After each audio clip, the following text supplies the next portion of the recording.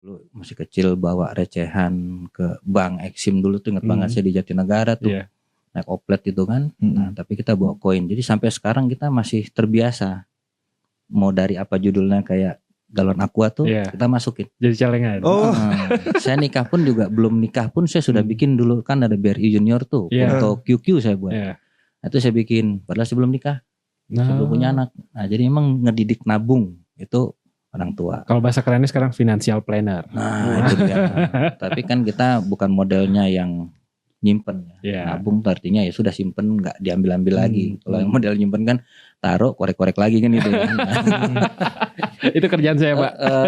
Tapi ya itu pada masa itu diajarin banget kita yang kayak gitu. Nabung tuh wajib. Jadi kalau mau punya ya nabung gitu. Iya. Cheers. Tadi kita udah ngobrolin soal nanya-nanya dikit lah soal Patri yang kita kalau kita bilangnya biasanya di mereka tuh jenderal sepuh, ya kan. Kalau ini anak jenderal dan jenderal. Anak jenderal jadi jenderal. Iya. Tapi kita ingin ngebahas soal Pak Kuntonya nih. Tadi di awal gue sempat nyinggung soal Pak Kunto ini tuh disebut juga jenderal perang karena pernah terlibat peperangan di Operasi Seroja ya Pak ya, tahun 94. Dan di konflik Papua, Aceh. Nah, dari 3 konflik tersebut ada yang punya cerita yang menarik tuh, yang paling menegangkan tuh di operasi yang mana tuh Pak? Kalau yang paling keren nih Mas. Ya paling keren. Saya rasa semua ngalamin lah ya, ngalamin di daerah itu tapi pada job yang berbeda-beda. Kalau saya pas kebetulan memang jadi satuan yang gerak yang memang harus ketemu dan cari gitu judulnya. Tapi menurut saya yang paling unik tugas di antara tempat tadi itu Timur, Aceh, Papua, walaupun semua itu sama, tapi yang buat saya paling berkesan tuh atau saya di Kalimantan, kejadian tahun 2001 konflik Aceh itu konflik Madura sama Dayak ya. Iya. Itu malah bukan kita sibuk dengan Madura sama Dayaknya, tapi kita bagaimana mengatasi anggota saya stres mengatasi konflik itu. Di rumah sakit dia nembak-nembak Mas. Gimana tuh cara ngelepasin kan gak ada di pelajarannya, di buku taktiknya gak ada kan anggota stres itu kita. Si anggota ini dia sakit nih, stres sambil megang senjata. Udah rumah sakit, dia udah diinfus gitu kan. Yang jaganya kan ada. Nah, dilihat yang ini tidur dia. Nah dia ngambil makan siang, keluar kamar kan. Begitu dia ngambil bunyi tembak-tembakan itu. Rupanya si anggota yang jaga ini pas nggak bawa senjata taruh di lemari, nggak dikunci lupa.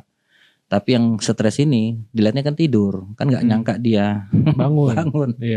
Bangun ngambil itu nembak itu. Nah waktu itu saya danki. Nah ini kan dipanggil saya sama Danyon, untuk itu anggotamu selesaikan. Wah ini gimana caranya ngadepin? Nggak ada taktiknya Mas. Itu anggota sendiri kan, dia nembak-nembak di rumah sakit zamannya tahun 2001 waktu itu. Ya alhamdulillah sampai saya dengan berempat dengan anggota saya itu berangkat masuk ke dalam, melihat di mana kemungkinan kan ada cerita di sini gitu kan. Dakduk stres gitu kan. Tapi alhamdulillah terus ketemu lah intinya terus ya untuk kita punya cara tadi nggak langsung gimana gitu ya, walaupun dia nembak juga gitu tapi kan ya kita cuman pantau dulu lewat aja lah gitu. Tapi untuk ngeluarin dia dari kamar sampai dia senjatanya ngelepas, nah itu yang paling keren sampai akhirnya bisa kita rangkul, senjata kita lepas, sudah kita evakuasi pulang ke Jawa. Karena masih megang senjata kan serem juga itu. Dalam kondisi yang lagi depresi banget ya. Dan masalahnya itu kan anggota bukan lawan. Kalau anggota itu kan mau diapain dia harus diiniin kan.